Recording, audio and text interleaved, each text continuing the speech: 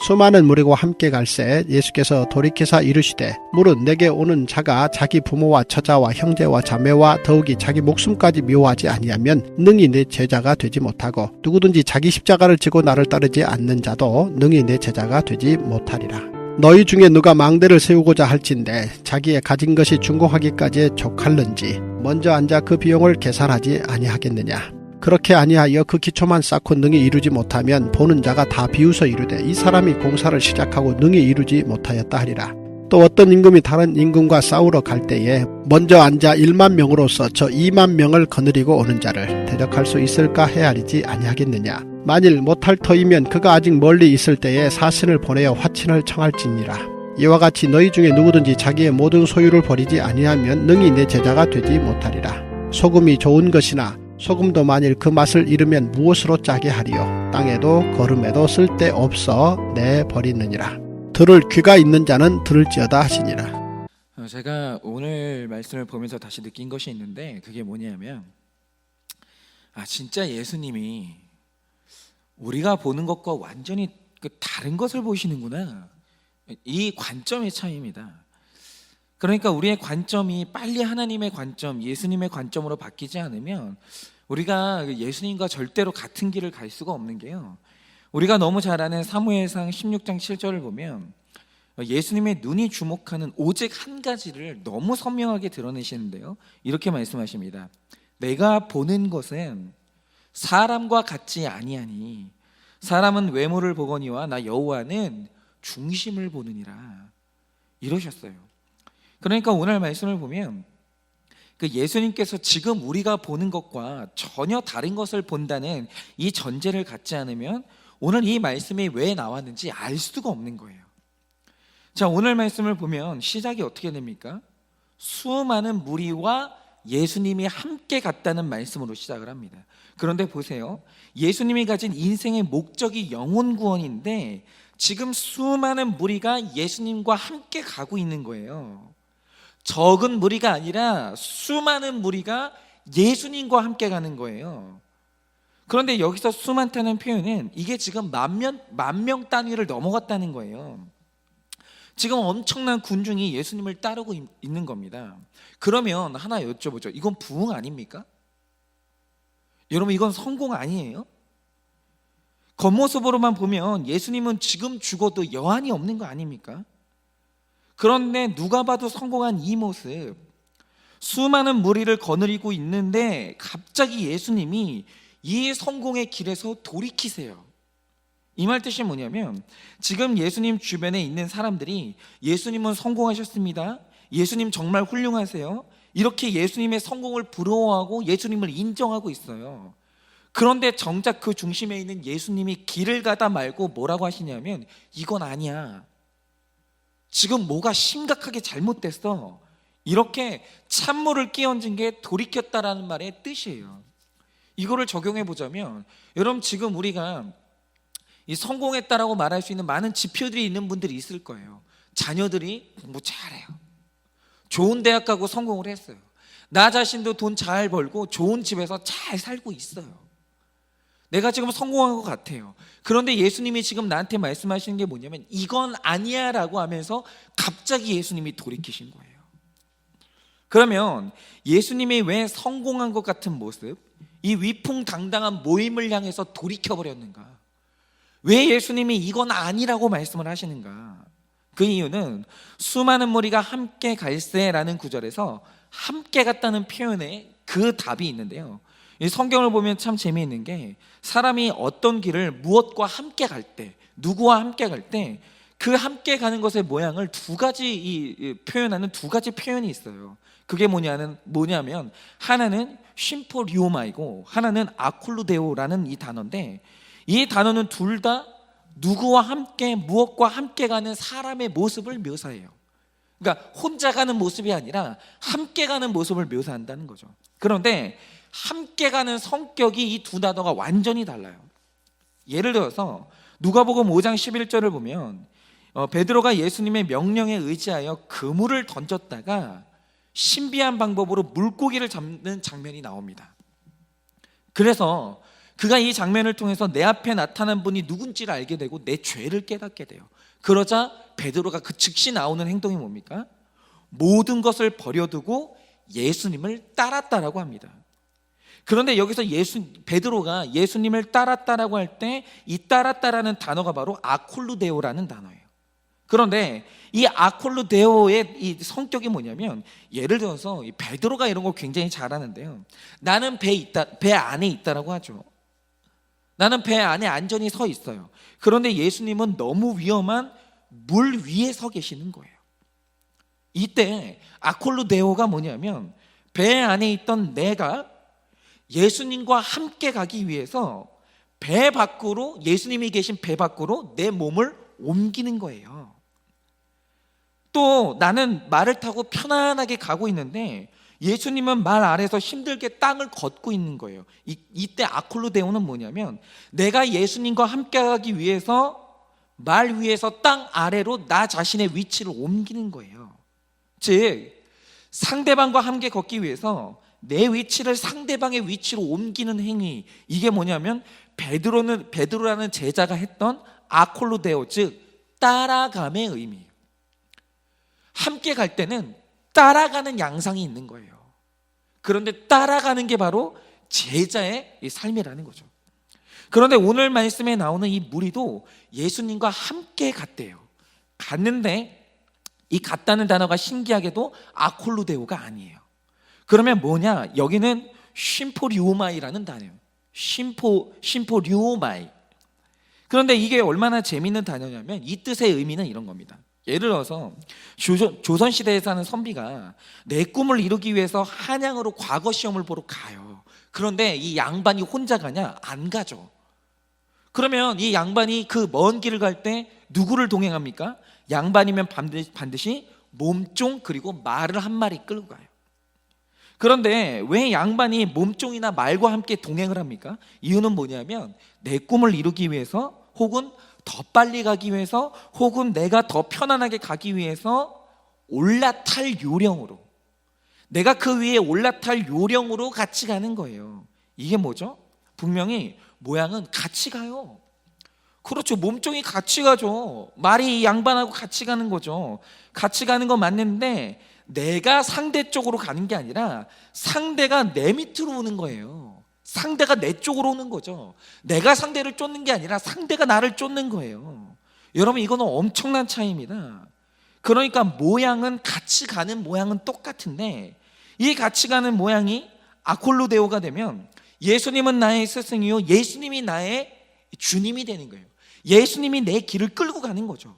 그런데 같이 가는 모양은 똑같아도 이 양상이 심포리오마이가 되면 내가 예수님을 끌고 가는 게 되고, 예수님은 내 몸종이 되고, 예수님은 나의 말이 되는 거예요.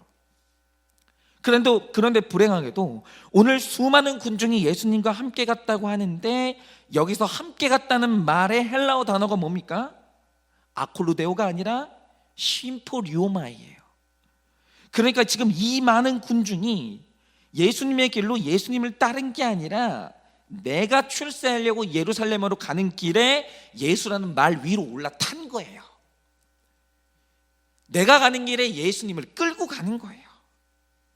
그래서 오늘 예수님이 이 길을 가다가 이건 아니야 라고 외치면서 돌이키신 거예요. 바로 이겁니다. 우리가 다 신앙의 길을 가고 있어요. 그런데 이 신앙의 양태는 딱 두 가지로 나뉜 거예요.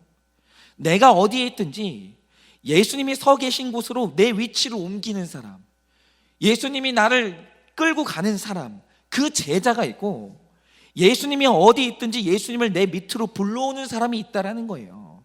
그런데 여기서 예수님 쪽으로 내 위치를 옮기는 사람, 예수님에게로 끌려가는 사람은 제자요, 예수님을 내 자리로 부르는 사람이 바로 기복신앙인인 거예요.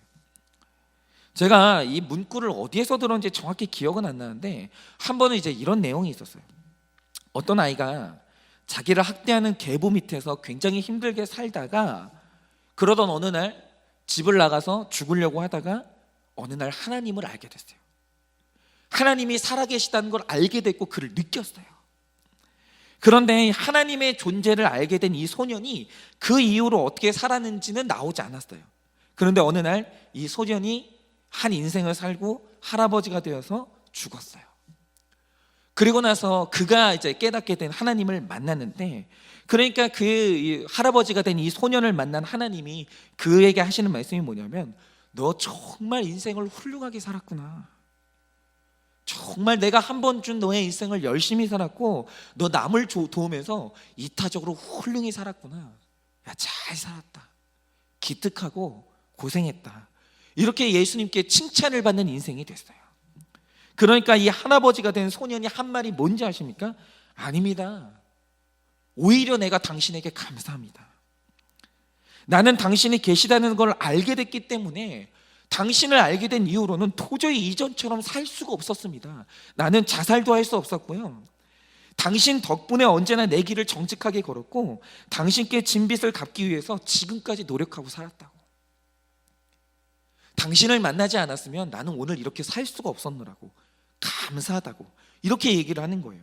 그런데 이 말씀을 들은 하나님이 하시는 말씀이 뭐냐면, 그게 참 이상하다는 거예요. 뭐가 이상하냐면, 내가 있다는 걸 알게 됐을 때, 신이 있다는 걸 알게 됐을 때 너처럼 감사하면서 사는 사람도 있다라는 거예요. 있는데 훨씬 더 많은 사람의 태도가 뭐냐라고 하면, 내가 있다는 걸 알게 되자 일평생 불평하면서 나를 향해 끝없이 원망하다가 죽는 사람이 더 많았다라는 거예요. 하나님 계시면서, 하나님 살아계시면서 왜 나를 안 도와주세요? 하나님 그렇게 돈이 많으시면서 왜 나를 이렇게 가난하게 살게 만드세요? 하나님 치료할 능력이 있으면서 왜 나를 치료 안 해주세요? 하나님 능력이 있으면서 왜 나를 실패하게 만드셨습니까? 이렇게 마치 나에게 축복을 맡겨놓은 사람처럼 끝없이 요구하다가 결국 나를 미워하는 사람이 훨씬 많더라는 거예요. 내가 있다는 걸 알게 되니까 나를 원망하는 사람이 더 많더라는 거예요. 그런데 저는 이게 참 맞다고 생각하는데요. 여러분, 성경에 나오는 제자의 모습이 뭡니까? 다니엘이 대표적인 제자인데, 그가 이렇게 말하죠. 하나님이 나를 살려주시면 좋겠지만 그리 아니하실지라도 나는 예수님이 계신 곳이 풀물 뿌리면 내가 그쪽으로 가겠다라는 거예요. 즉, 제자는 내 서 있는 곳이 부모 같은 안전이 있고, 처자와 형제와 자매 같은 편안함이 있고, 내 목숨 같은 가치관이 있어요. 그런데 그럼에도 불구하고 예수님이 내가 서 있는 곳과 반대편으로 가면 그쪽으로 내 자리를 옮기고 그를 따라가는 게 제자예요. 그런데 이게 좁은 문이라 그곳으로 가는 사람이 많지가 않아요. 그리 아니하실지라도의 십자가가 있어도 그 자리로 내 자리를 옮기는 게 제자도라는 거죠. 그런데 제가 자주 말씀드리지만 세상에 이 저항종 무신론자의 길이 있어요. 그런데 여러분, 저항종 무신론자가 뭡니까? 하나님이 살아계신 걸 알고 있고 믿지 않으면 저항종 무신론자가 될 수 없어요. 하나님이 살아계신데 내 뜻대로 안 움직여 주시는 거예요. 나를 안 도와주시는 거예요. 그래서 하나님께 실망하고 분노하는 사람들이 저항종 무신론자들이에요. 여러분, 저항종 무신론자는 하나님이 살아계신 걸 믿지 않으면 될 수가 없는 거예요. 하나님, 막을 힘이 없으면서 어떻게 이런 사고가 나게 하십니까? 하나님, 그렇게 가진 게 많으시면서 왜 이렇게 나를 먹고 살기 힘들게 만드세요? 이렇게 나에게 하나님이 그리 아니하심으로 응답하시면 더 이상 하나님을 따르질 않는 거예요. 하나님이 내 쪽으로 오지 않으면 더 이상 하나님과 나는 만날 수가 없는 거예요. 여러분, 이렇게 하나님이 나를 따라오지 않으면 나는 하나님과 만날 수 없다고 선언한 게 저항적 무신론자들의 길이에요. 그들은 예수님을 아콜로데오, 즉 내가 그쪽으로 따를 생각이 전혀 없기 때문에 자기 인생에 그리 아니하실지라도는 없는 거예요. 절대 없어요. 하나님이 그리 아니하시면, 내 뜻에 대해서 그리 아니하시면 예수님과 나는 다른 길을 가는 거예요. 그런데 오늘 예수님이 말씀하시는 게 뭐냐면, 우리 마음 안에 분명히 제자가 있긴 한데 또 분명한 건 방심할 때마다 이 수많은 제자가 우리 마음 가운데 들어온다라는 거예요.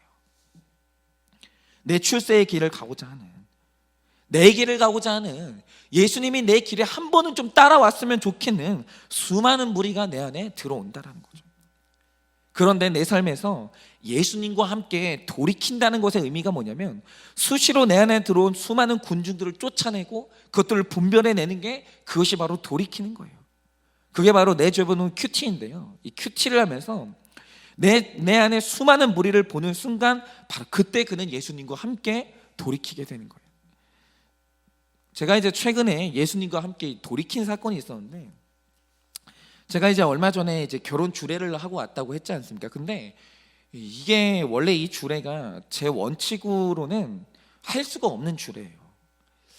그러니까 여러 가지 공개적으로 말씀드릴 수 없는 이유가 있어서 정말 이게 할 수 없지만 하나님이 제 안에 주신 마음이 있었기 때문에 부득이하게 주례를 하게 됐습니다. 그런데 이 주례는 그냥 이제 도리상 한 주례가 아니고 하나님께서 그때 저에게 될 메시지가 있었기 때문에 간 자리예요. 그런데 갈 때쯤, 결혼식 날짜가 가까울 때쯤 굉장히 힘든 일들이 일어났죠. 그게 뭐냐면 이 전염병 문제가 생기면서 저희 교회 예배를 못하게 됐어요. 제가 제 일생에서 저의 사명이 뭐겠어요? 제 가장 큰 우선순위가 뭐겠어요? 이제 예배로 섬기는 게 아니에요. 저 담임 목사인데. 근데 제가 그 주에 저희 교회 예배를 못하게 됐어요.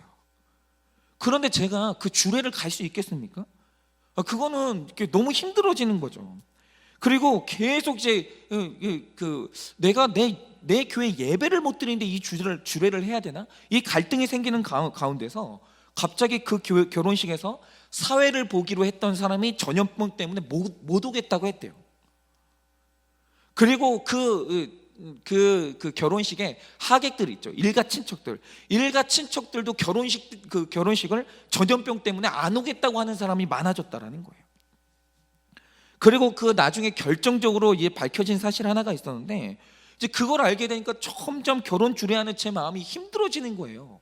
아니, 가족도 안 오고 사회를 보기로 했던 사람도 안 오고, 그리고 지금 결정적으로 결혼 주례하기 힘든 이 이유들이 계속 밝혀지는데 내가 이럼에도 불구하고 내가 이 결혼 주례를 해야 되나?